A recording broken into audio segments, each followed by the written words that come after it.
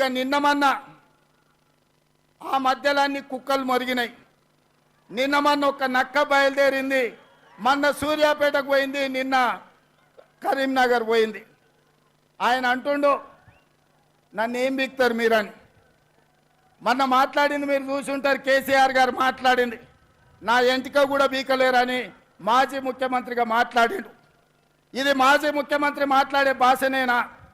భాష గురించి, భావం గురించి, ప్రజా సమస్యల గురించి మాట్లాడే చంద్రశేఖర్ రావు 10 సంవత్సరాలు ఈ తెలంగాణ రాష్ట్రంని పట్టి పీడించి వేధించి దోసుకొని దోపిడి దొంగలాక అడవి పందుల్లాక తెలంగాణ రాష్ట్రాన్ని సర్వనాశనం చేసి 10 సంవత్సరాలలో 100 సంవత్సరాల విధ్వంసం చేసినావు. ఇవాళ మమ్మల్ని ఎంటిక బీకలేరంటావా? మా కాంగ్రెస్ పార్టీ కార్యకర్తలు అనుకుంటే నీ ముడ్డి మీద డ్రాయర్ కూడా ఉండదు పీకడం మొదలు పెడితే. బిడ్డ నువ్వు అనుకుంటున్నావేమో కాలు ఇరిగిందని, లేకపోతే కట్టెపట్టుకొని నడుస్తున్నా అని, కూతురు జైలుకు పోయిందని, అధికారం కోల్పోయిందని. కొంతకాలం మేము సంయమనం పాటించినాం. ఏ మనిషికైనా కష్టం వచ్చినప్పుడు మేము మానవత్వంతో మీ గురించి మాట్లాడకుండా మర్యాద పూర్వకంగా వ్యవహరించినాం.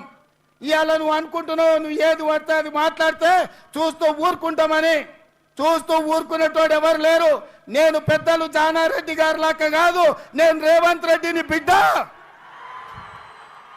అంగిలాగు ఊడదీసి నువ్వు మాట్లాడే లత్కోర్ లఫంగ మాటలకు చెర్లపల్లి జైల్లో చిప్పకూడు తినిపిస్తా బిడ్డ. నువ్వు అనుకుంటున్నావేమో.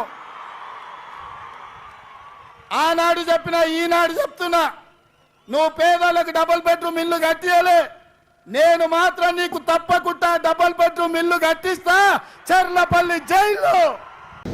ముఖ్యమంత్రి అంటేమో లాగిపిస్తా అంటాడు, లాగిపిస్తా అంటాడు. ఏం చూస్తావు కేసీఆర్ లాగిపించి? ఏం చూస్తారా నువ్వు? దర్శనం చేసుకుంటారా? దర్శనం చేస్తారక ఏమిస్తారా? రైతుకు పైసలు ఇవ్వమంటే, రైతుకు నీళ్ళు ఇవ్వమంటే కేసీఆర్ లాగిపిస్తా అంటాడు. ఇంకోటి ఏం మాట్లాడతాడు? తాడు మాట్లాడిగా నేను మాట్లాడాలని ఇంకోటి పోటీ పడుతున్నాడు. ఈ మధ్యన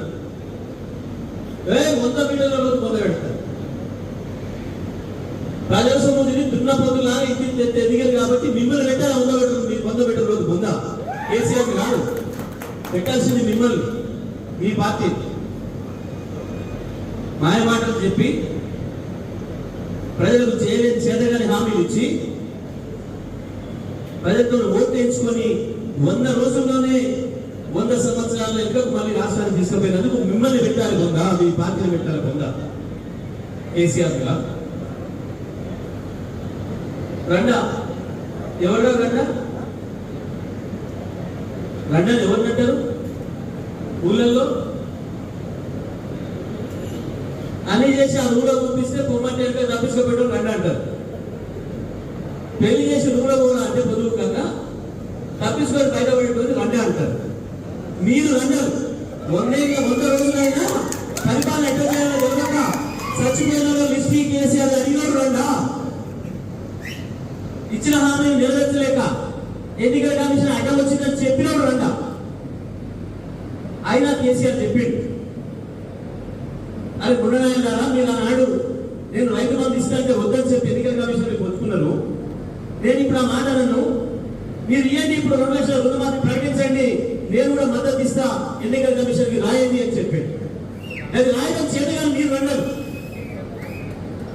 500 బోనస్ ప్రకటించి ఇప్పుడు ఎన్నికల కమిషన్ నిబంధనలు ఉన్నాయేం లేదు, నేను మద్దతు ఇస్తా ప్రధాన ప్రతిపక్షంగా అని చెప్పాడు. అది ప్రకటించలేని మీరు అన్నారు.